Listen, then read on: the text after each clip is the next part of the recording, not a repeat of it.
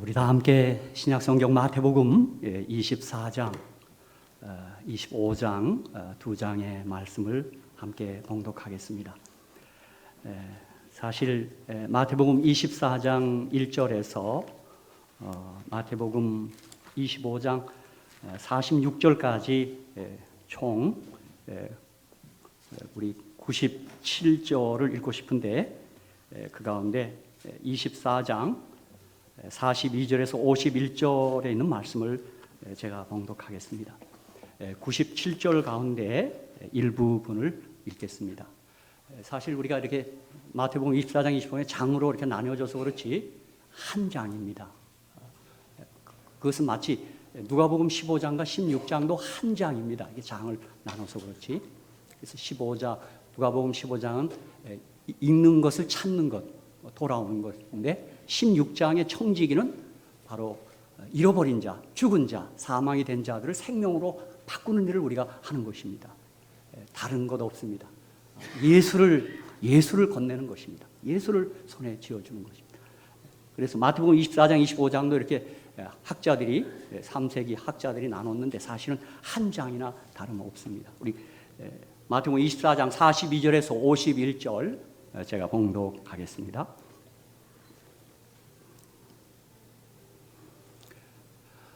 그러므로 깨어 있으라.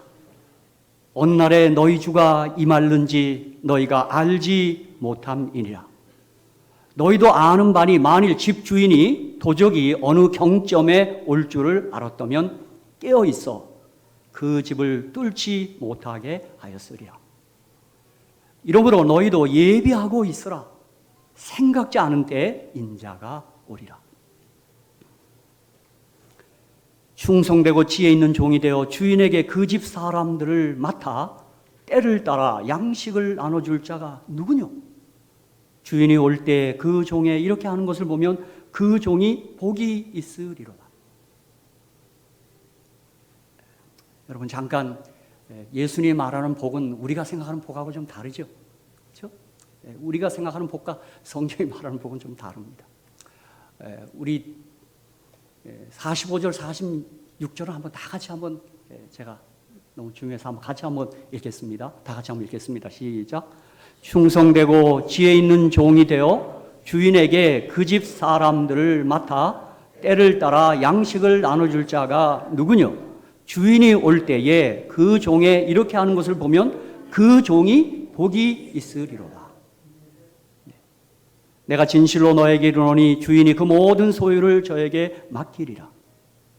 만일 그 악한 종이 마음에 생각하기를 주인이 더디 오리라 하여 동무들을 때리며 술 친구들로 더불어 먹고 마시게 되면 생각지 않은 날 알지 못하는 시간에 그 종의 주인이 이르러 엄히 때리고 외식하는 자에 받는 율에 처하리니 거기서 슬피 울며 이를 갈미 있으리라. 저는 오늘 이 본문의 말씀을 가지고 호명할 때 나도 참여하겠네. 우리 재림을 맞이한다. 그런 뜻이 되겠습니다. 2012년 그 즈음에 Escape Earth 2012라는 인터넷 사이트가 있었습니다. 여러분 아마 그때 그런 경험을 하셨는지 모르는데 그 사이트에는 지구의 종말이 왔을 때 우주선을 타고 지구를 탈출할 수 있는 티켓을 판매했습니다. 혹시 그 사이트에 가서 이 티켓을 구하신 분 계십니까? 예, 잘하셨습니다. 그거 괜히 돈만 낭비합니다. 그런 사이트가 있었습니다. 그때 그 티켓 값은 24달러 49센트. 좀 우습죠? 물론 실제 탑승권을 파는 것은 아닙니다. 무슨 비행기 티켓 같이 파는 게 아닙니다. 흥미로운 선물용으로 구입하라고 그 사이트는 그렇게 추천하고 권했습니다.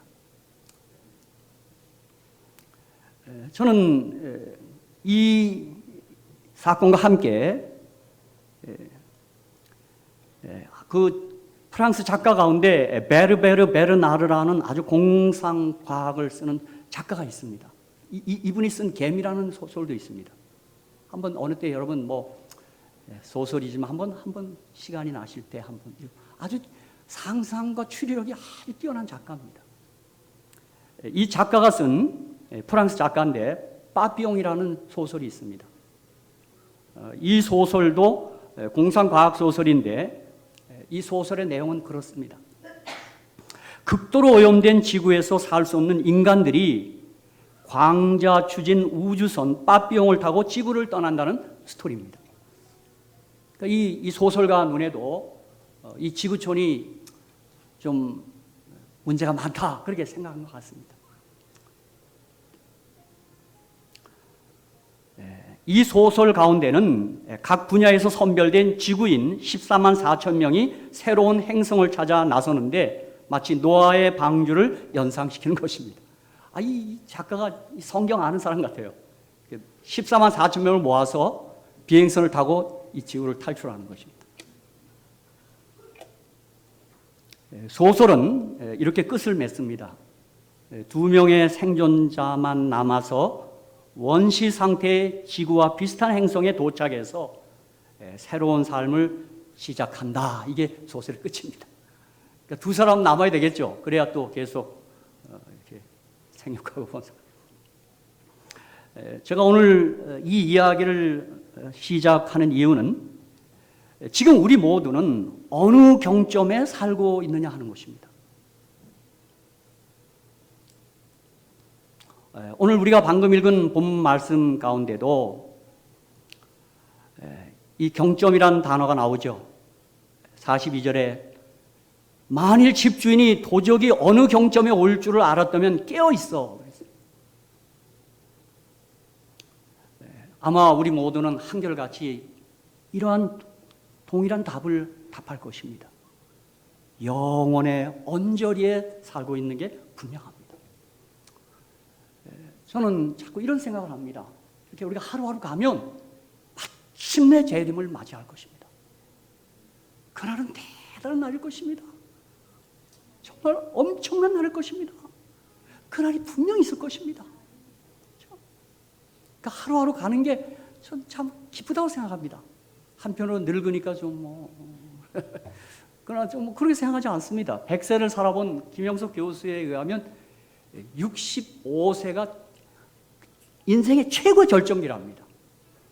그러니까 제가 바로 절정기를 살고 그분의 말에 의하면 그렇습니다. 동의할 수는 다 동의할 수는 없겠죠. 근데 이분이 지금 100세를 사시더라고요. 진짜 어떻게 된 거죠? 그리고 지금도 강의를 다니시대요. 그죠? 난 참 어떻게 된 건지. 여기 우리 원로 목사님, 우리 한 목사님 계시대. 목사님, 100세까지 문제 없습니다. 자네 또 무슨 소리 하나 하지 마시고. 이거 말씀하시고 하시면 됩니다. 물론 우리가 영혼을 살기에 이 땅에서 100세를 산다, 30년, 그 문제되지 않습니다, 사실은요. 그렇지 않습니까? 그렇죠? 우리가 예수는 믿음으로 우리가 생명을 가진 자, 산 자가 되었다면, 얼마나 살아도 문제 안 됩니다. 그렇죠? 우리 영생이 시작된 사람들이잖아요. 그렇죠? 그러나 예수 없이 우리가 죽은 자로 산다면, 100살을, 500살을 산들, 그게 무슨 의미가 있겠습니까? 오늘 이 자리에 앉은 모든 분이 예수를 믿고 예수 안에서 생명이 되었고 산 자가 된 것을 주께 감사합니다. 이게 얼마나 감사한 일인지 모릅니다. 그렇죠? 저는 지금 우리가 어느 경점에 살고 있느냐고 묻는다면 분명하게 요한계시록 6장 13절과 6장 14절 사이에 살고 있습니다라고 답하겠습니다. 요한계시록 6장 13절 14절을 보면 하늘의 별들이 무화과 나무가 대풍에 흔들려 선 과실이 떨어진 것 같이 땅에 떨어지며, 이것은 실제로 1833년 낙성일에 있었습니다. 낙성이 있었어요. 여러분 14절 한번 같이 읽을까요? 저는 13절과 14절 사이에 살고 있다고 보는 것입니다. 우리 14절 같이 읽겠습니다. 시작. 하늘은 종이 축이 말린 것 같이 떠나가고 각산과 솜이 제 자리에서 옮기우매. 물론 제가 좀 더 15, 16절, 17절 읽으면 그렇습니다. 땅의 임금들과 왕족들과 장군들과 부자들과 강한 자들과 각종과 자주와 굴과 산바위 틈에 숨어 산과 바위에게 이르되 우리 위에 떨어져 보호자에 앉으신 이의 낯에서와 어린 양의 진노에서 우리를 가리우라. 그들의 진노의 큰 날이 이르렀으니 누가 능히 소리요. 이 날이 재림의 날입니다. 그러니까 우리가 좀 더 계시록 전체 구조를 통해서 얘기한다면 여섯째 인과 일곱째 인을 떼는 그 사이에 살고 있습니다. 여섯째 인은 떼어졌습니다. 이제 일곱째 인, 재림의 날, 바로 그 직전에 살고 있는 것입니다. 마찬가지로 요한계시록 11장 14절과 11장 15절 사이에 우리가 살고 있는 것입니다. 우리 한번 요한계시록 11장 14절 15절도 한번 읽겠습니다. 요한계시록 11장 14절 둘째 화는 지나갔으니 보라 셋째 화가 속히 이르는도다. 우리 15절도 한번 같이 읽겠습니다. 시작.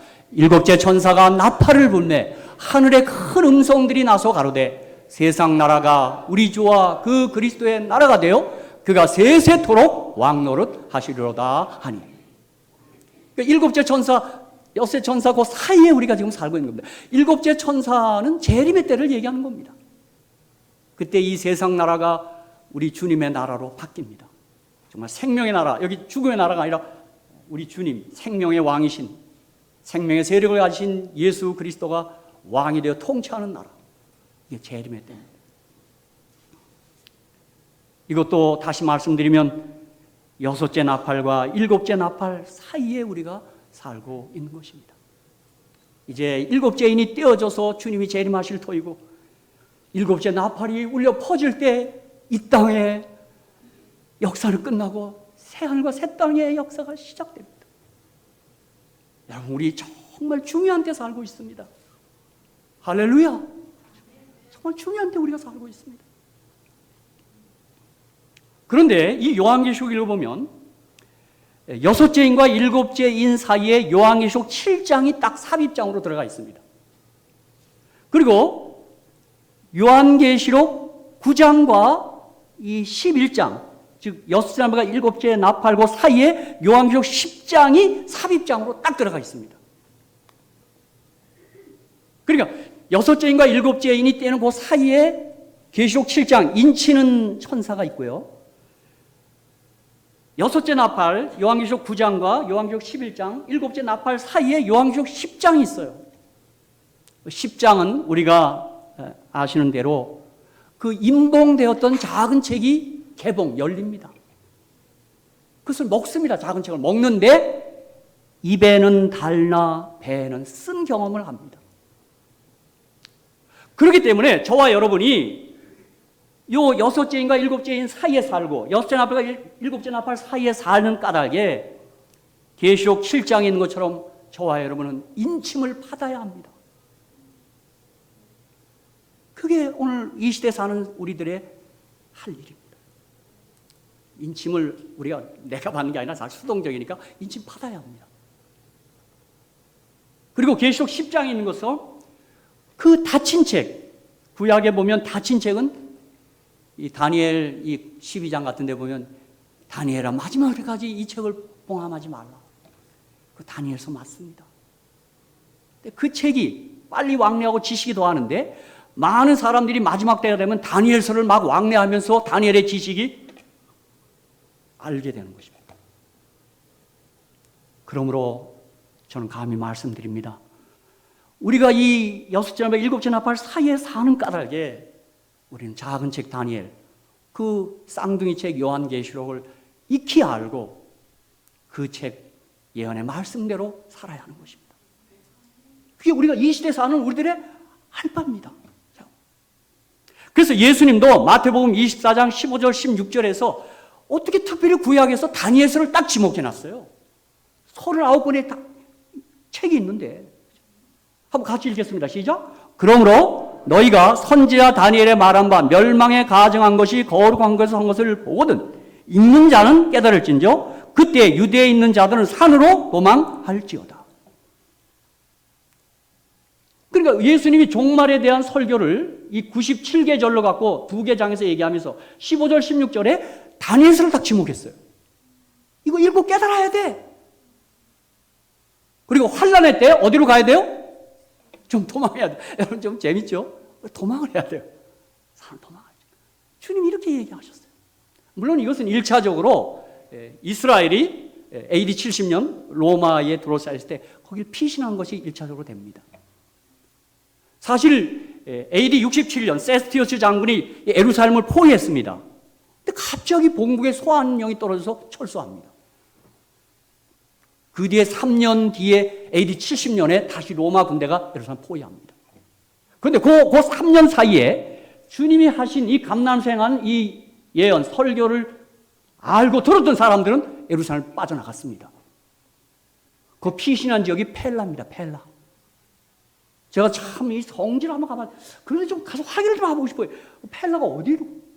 그때 주님 말씀 믿었던 사람 피신했어요. AD 70년 로마 군대가 예루살렘을 100만을 몰살할 때 피한 사람은 살았습니다. 물론 뭐 영생하니까 그때 죽어도 뭐 문제 없겠다 하지만 참 우리가 연약한지라 아무리 영생을 마음에 간직하고 해도 죽음이 다가오니까 흔들립니다. 제가 보니까요.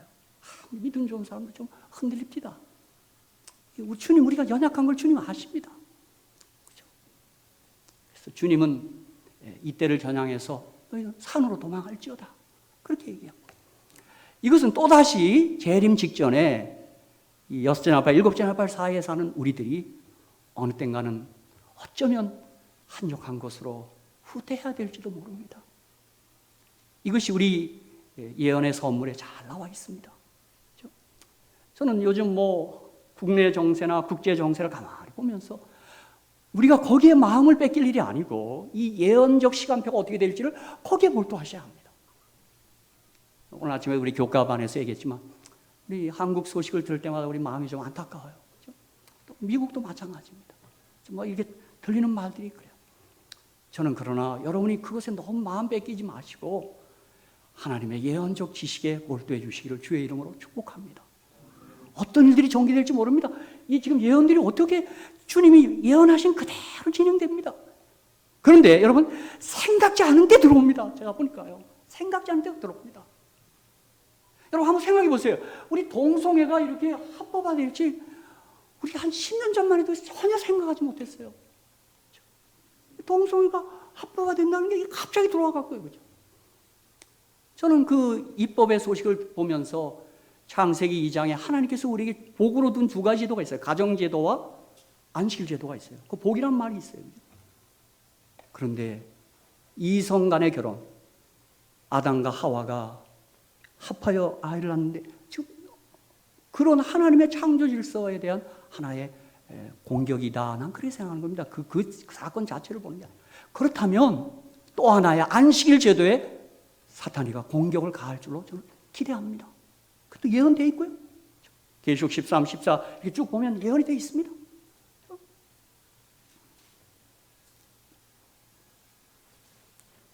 저는 다시 한번 마태복음 24장, 25장을 이 아침에 설교하고자 하는 이유는 하나님의 종의 부탁이기도 합니다.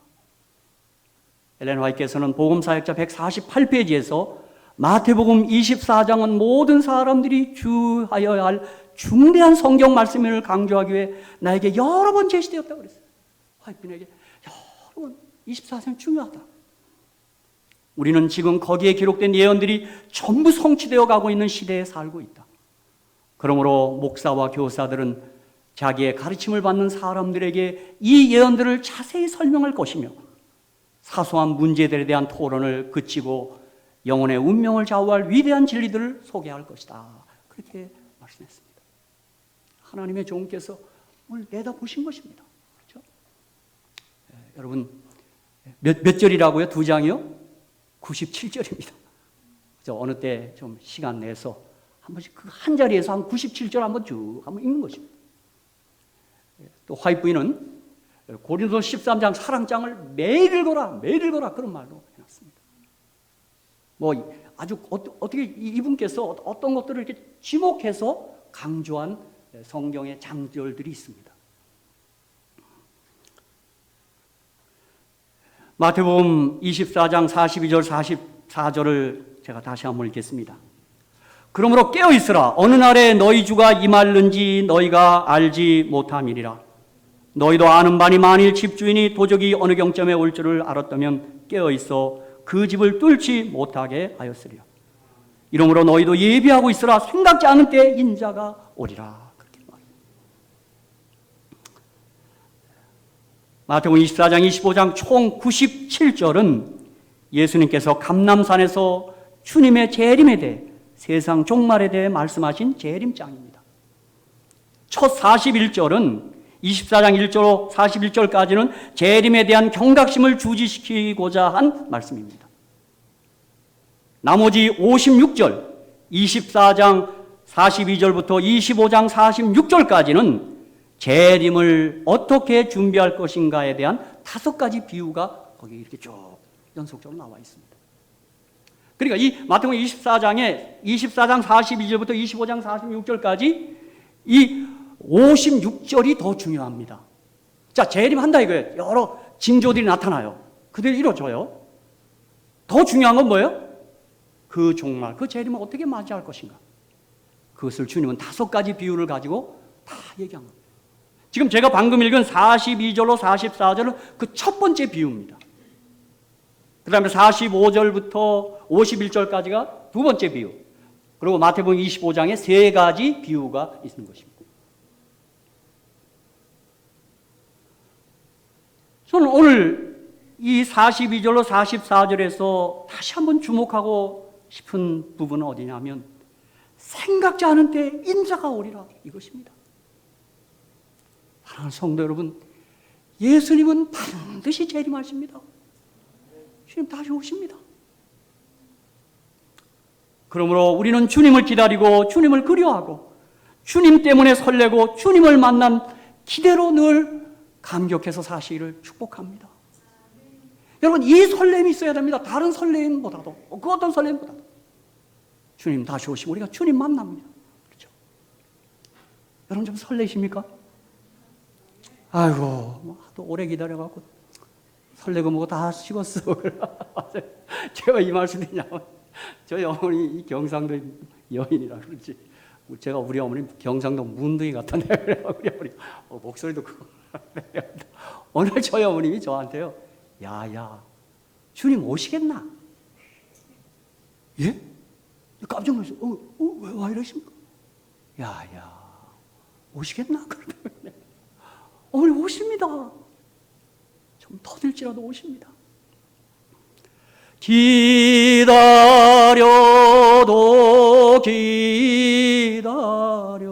기다려도 님 오지 않고.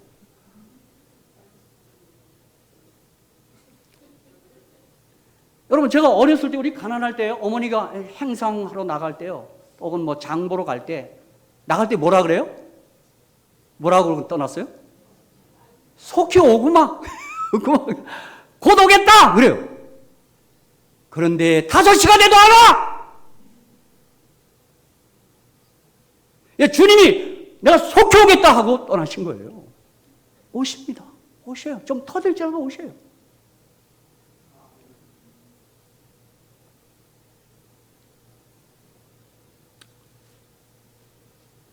사랑하는 성도 여러분, 이 재림의 소망 까닭에 늘 여러분의 가슴이 설레어 사시기를 간절히 축복합니다.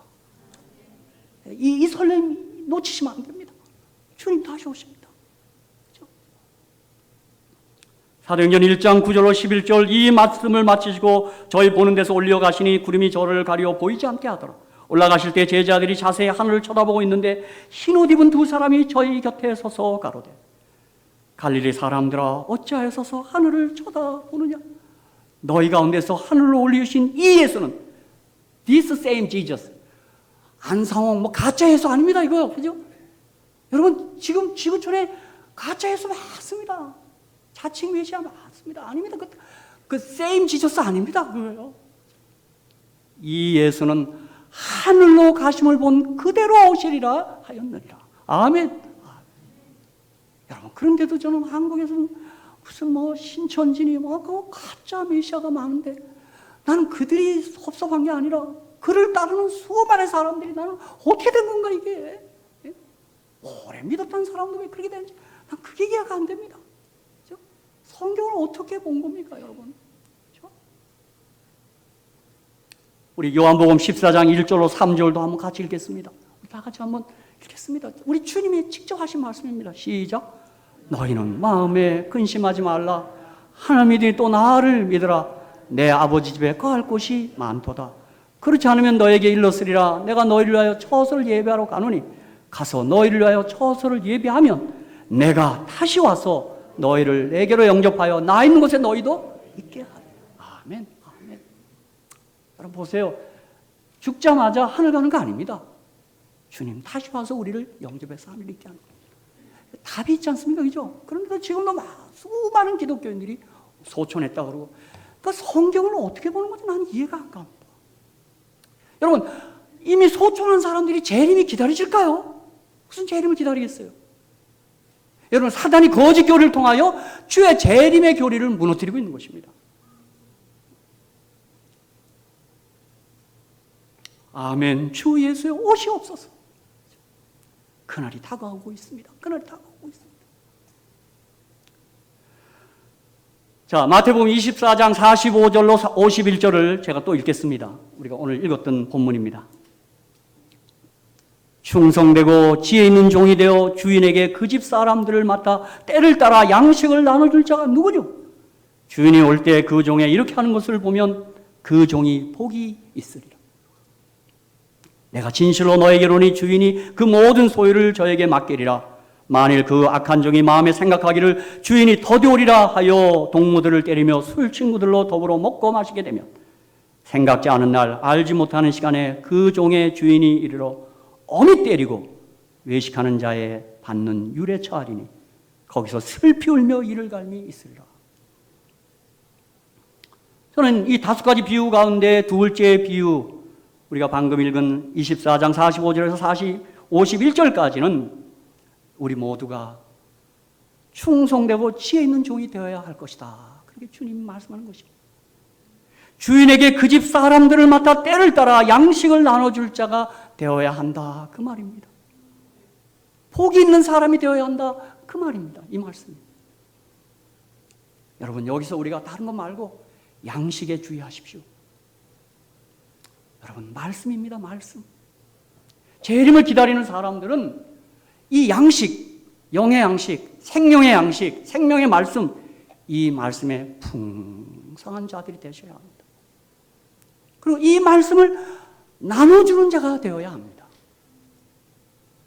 저는 사도 바울이 쓴 데살로니가 전서 5장에 보면 특별히 말씀을 가르친 자를 존경하라, 그 말이 있습니다. 여러분 그거 그냥 예사롭게 대하시면 안 됩니다. 여기 우리 장로님들 정말 존경하셔야 합니다. 이분들이 지금 영적 지도자로서 말씀을 나누시는 분들이죠. 왜 그럴까요? 주님이 뭐 그 사람을 쳐마라 그 말이 아니에요. 그들이 도구로 쓰고 있는 그 사용하고 있는 말씀이 너무 중요하기 때문에 그런 것입니다. 그렇죠?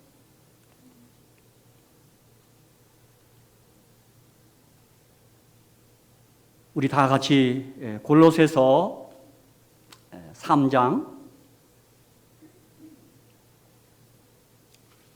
14절 그리고 디모데후서 4장 1절로 제가 몇 절의 말씀을 우리 다 같이 한번 함께 좀 읽도록 하겠습니다. 골로새 3장 16절입니다. 골로새 3장 16절과 디모데후서 4장 1절로 5절의 말씀 우리 한번, 자, 이 양식과 관련해서 우리가 양식을 나눈 자가 되기 위해서 해야 될 저는 일이 두 가지가 있다고 보는 것입니다. 자, 골로새 3장 16절입니다. 시작. 그리스도의 말씀이 너희 속에 풍성히 거하여 모든 지혜로 피차 가르치며 권면하고 시와 참여와 신령한 노래를 부르며 마음의 감사함으로 하나님을 찬양. 여러분, 이게 에베소 5장 16절에는 이 말씀이요, 오직 너희가 술 취한 성령이 충만하라 그랬어요. 성령 충만은 말씀 충만이에요. 성령 충만하면 자꾸 우리는 다르게 생각하는데, 야라바샤 샨 야라바샤 할렐루야 막 이거 아니에요. 말씀이 풍성하게 성령 이게 평행장입니다. 골로새서하고 에베소가 옥중 서시는데 좀 달리 표현한 거예요. 그러니까 성령 충만은 말씀 충만이에요. 자, 디모데후서 4장 1절로 5절입니다. 자, 사도 바울이 또 이야기합니다.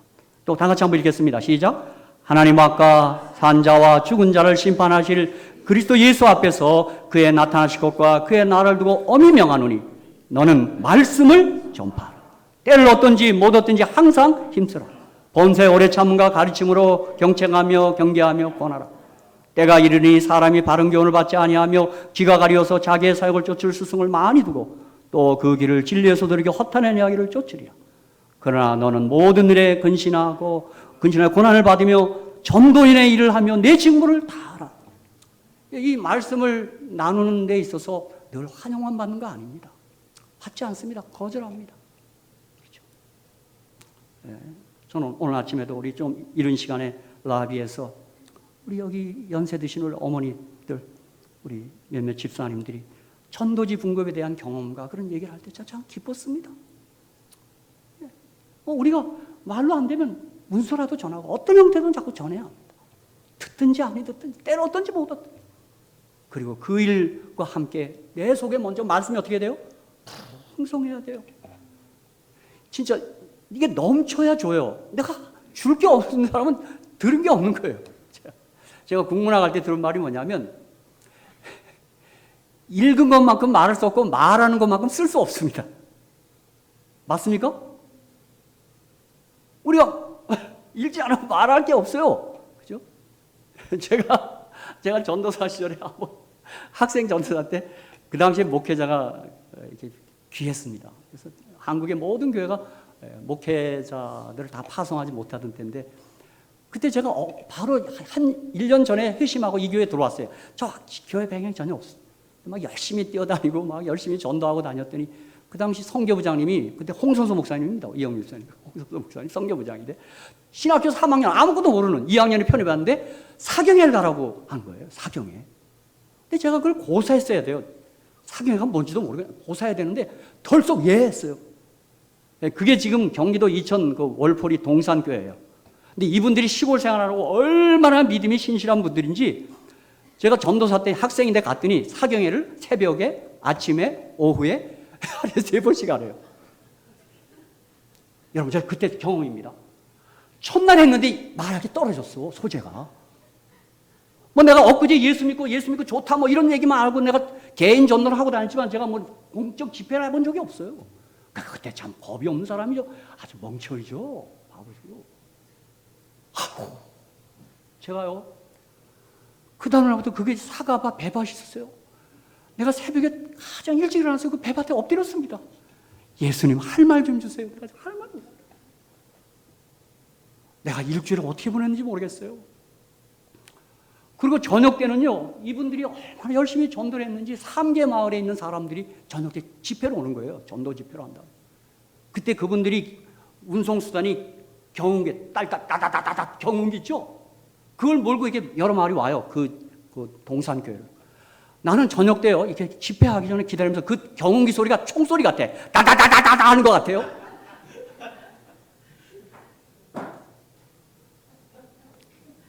여러분, 놀라운 거는 그 집회가 마쳤는데 3명이 침례를 받는 거예요.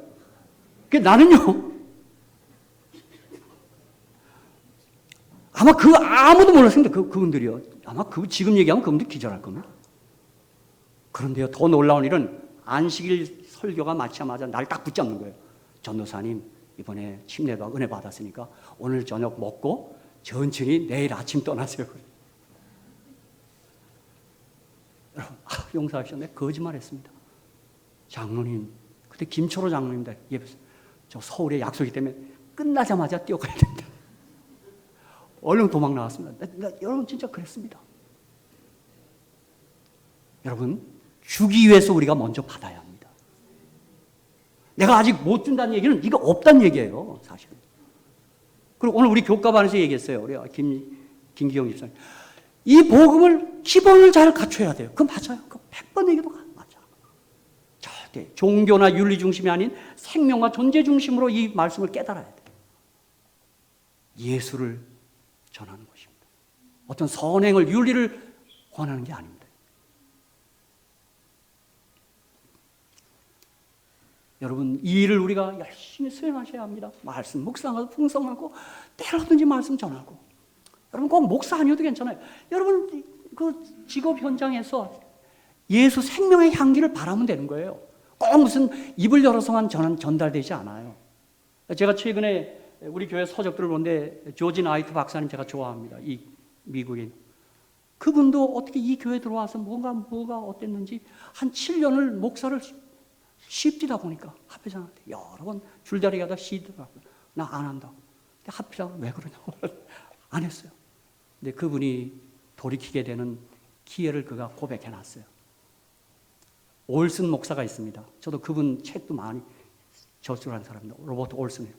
로버트 올슨을 어느 날 초청을 하더랍니다. 이제 목회를 그만두고 있는 거예요, 이분이. 그냥 교회를 떠난 거예요, 목사하면서. 초청했는데 신앙 얘기 안 하더랍니다. 그런데 조지 나이트 박사는 그날 올슨에게서 예수의 향기를 맡았답니다. 그리고 신앙을 회복합니다. 여러분, 우리 성도님들이 무슨 이거 아니에요. 좀 어느 때 그냥 가만히 있어도 예수의 향기를 바랄 수 있습니다. 그렇죠? 예?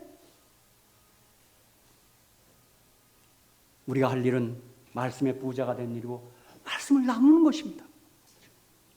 진리의 말씀을 나누는 거예요. 성경에 기초한 말씀을 나누는 거예요.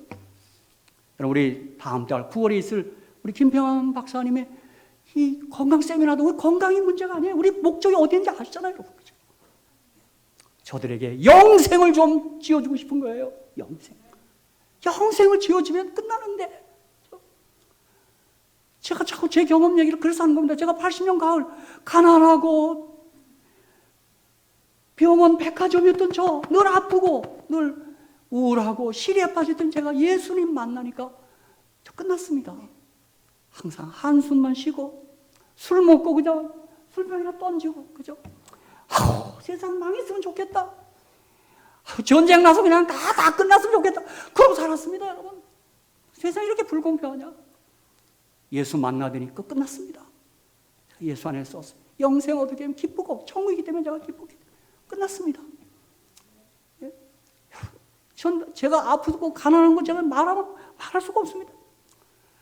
아프니까 제가 병원도 못 가니까 보건소에 가서 엑스레이 한 장 찍습니다. 자꾸 기침은 나오고 그러니까 기다리는 3일 동안 제가 초죽음이 되어 있습니다. 엑스레이 이상 없다 그러면 제가 소리 지르며 보건소를 뛰어나왔던 이야기다. 아르바이트를 해도 몸이 아프니까 아르바이트를 못합니다. 아프니까 자꾸 누워야 돼요. 아프니까 누워야 돼요. 그러던 제가, 그래 가난해지던 제가 예수 만나니까 끝났어요. 예수만 끝났어. 할렐루야. 예. 우리가 이 땅의 주민들에게 그 예수를 좀 전해주고 싶고 영생과 진리를 좀 나눠주고 싶은 것입니다. 다른 거 아니에요. 우리가 그들에게 친절한 것도 어떻게 하는 것도 후회해요. 그렇죠? 아마 우리가 그렇게 해서 복음을 준 사람들이 하늘에서 만나면 얼마나 좋을까요? 얼마나 좋을까요? 그렇죠? 얼마나 좋을까요? 그렇죠?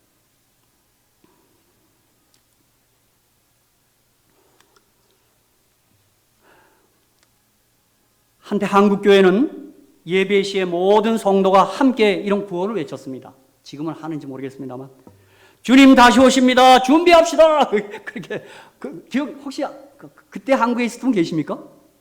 그게 구호였어요. 예배 때마다 주님 다시 오십니다. 준비합시다. 그렇게 한번 해볼까요? 예, 그때 그렇게 연합회가 그런 걸 하다 그랬어요. 한번 해보겠습니다. 시작. 주님 다시 오십니다. 준비합시다. 그게 이제 구호였어요. 예배 때마다요. 그런데 충청 앞에서는 이 구호를 좀 그들이 바꿨어요. 이 충청도가 늦지 않습니다. 빠릅니다. 그죠? 대슈, 가슈.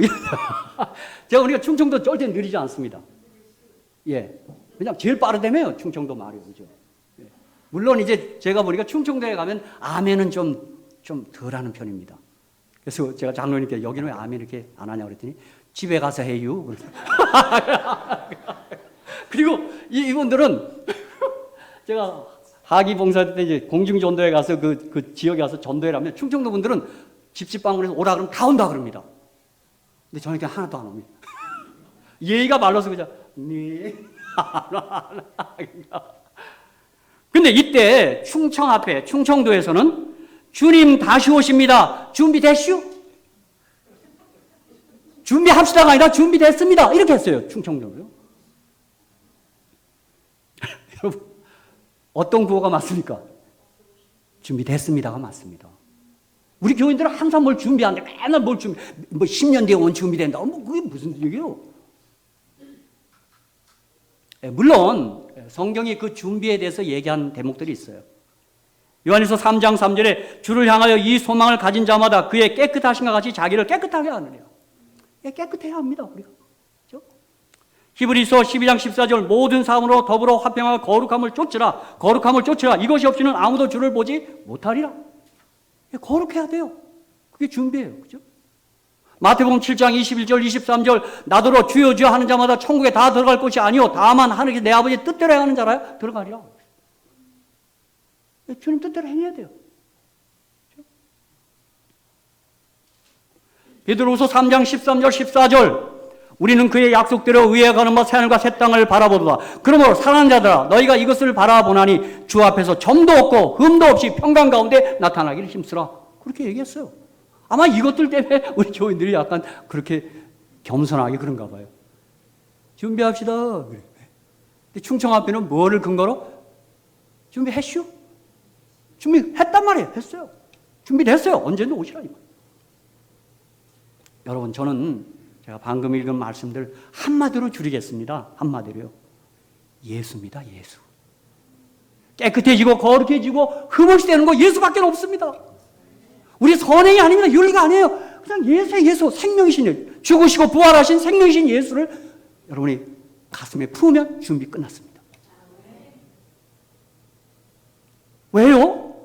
고린도서 1장 30절에 너희는 하나님께로부터 나서 그리스도 예수 안에 있고 예수는 하나님께로서 나와서 우리에게 지혜와 의로움과 거룩함과 후속함이 되신 거예요. 우리가 거룩해지는 거 예수 안에 있으면 되는 거예요. In Christ. 여러분 사실 이 땅에는 두 사람밖에 없는 거예요. 첫 아담과 마지막 아담 예수예요. 아담 안에서 다 죽은 자 됐어요. 예수 안에서 생명이 되는 거예요. 그러니 저와 여러분이 예수를 만난 게 얼마나 감사한 일입니까? 기적 같은 일입니다. 할렐루야. 여러분 예수면 끝났어요. 그렇죠? 자, 저는 늘 얘기합니다. 백문일답 예수입니다. 그렇죠? 이것을 예수님은 요한복음 15장 5절과 빌립보서 4장 13절을 좀 달리 표현한 것뿐이에요. 한번 같이 읽겠습니다. 시작. 나는 포도나무요 너희는 가지니 저가 내 안에 내가 저 안에 있으면 이 사람은 과실을 많이 맺나니 나를 떠나서 너희가 아무것도 할 수 없습니다. 빌립보 4장 13절 꼭 같은 얘기예요. 내게 능력 주신 자 예수 안에서 내가 모든 거 할 수 있는 거예요. 여러분 이 성경절 정말 오용하고 있습니다. 이게 무슨 긍정적 사고 무슨 뭐 적극적 사고 이거 그 뜻이 아닙니다. 예수 안에서 가능하다 이 말입니다. 그래서 이거 문맥을 보면 우리가 가난해도 괜찮고 뭐해도 괜찮아요. 그죠? 풍부해져도 괜찮아요. 예수 안에서 모든 것이 가능한 거예요. 가난해도 예수 안에서 행복하고 다 그렇다는 얘기예요. 저는 일전에 휴가 중에 제가 늘 버릇처럼 이렇게 마트에 이제 어떤 전도지나 이렇게 무슨 책자를 짚습니다. 내가 이유가 있습니다. 거기 아주 내 마음을 때리는 명문장들이 숨어 있어요. 저는 심지어 드라마를 보면서도 그 명문장을 뽑아냅니다. 그냥 볼 때도 다. 제가 이번 휴가 중에 손양원 목사의 예수 중독자라는 시를 발견했습니다. 우리 손양원 목사를 김정일 선생님 참 좋아하시는데 친구분도 자기 아들 죽인 이들을 양아들로 삼아서 예수 믿게 하고 순교하신 분이 어느 제가 흘러다니는 글에 보니까 손양원 목사님 쓰신 예수 중독자라는 시가 있어요. 내 눈에 딱 들어왔어요. 나 예수 중독자 되어야겠다. 술 중독자는 술로만 살다가 술로 인해 죽게 되는 것이고 아편 중독자는 아편으로 살다가 아편으로 인해 죽게 되나니 우리도 예수의 중독자 되어 예수로 살다가 예수로 죽자. 우리의 전 생활과 생명을 주님 위해 살면 주같이 부활된다. 주의 종이니 주만 위에 일하는 자 되고 내일 되지 않게 하자. 사랑하는 성도 여러분, 저와 함께 예수 중독자 되시기를 주의 이름으로 축복합니다. 바울은 내가 그래서 예수에 미쳤다고 얘기한 겁니다. 저는 어느 때 집사람이 이 복음성가를 늘 흥얼거립니다. 이제 내가 살아도 주 위에 살고 이제 내가 죽어도 주 위에 죽네. 하늘 영광 보여주며 나로라 하네. 할렐루야 찬송하며 주께 갑니다. 사나 죽으나 주님 것이요 사나 죽으나 사나 죽으나 날 위해 피 흘리신 내 주님의 것이로다. 사도 바울도 로마서 14장 7절 8절에 우리 중에 누구든지 자기를 위하여 사는 자도 없고 자기를 위하여 죽는 자도 없도다. 우리가 살아도 주를 위하여 살고 죽어도 주를 위하여 죽나니 그러므로 사나 죽으나 우리가 주의 것이로다. 이 예수 중독자 생명이 된 사람들을 주님은 재림하신 날 호명하실 것입니다. 내가 너를 안다. 그렇게 말씀하실 것입니다. 감사합니다.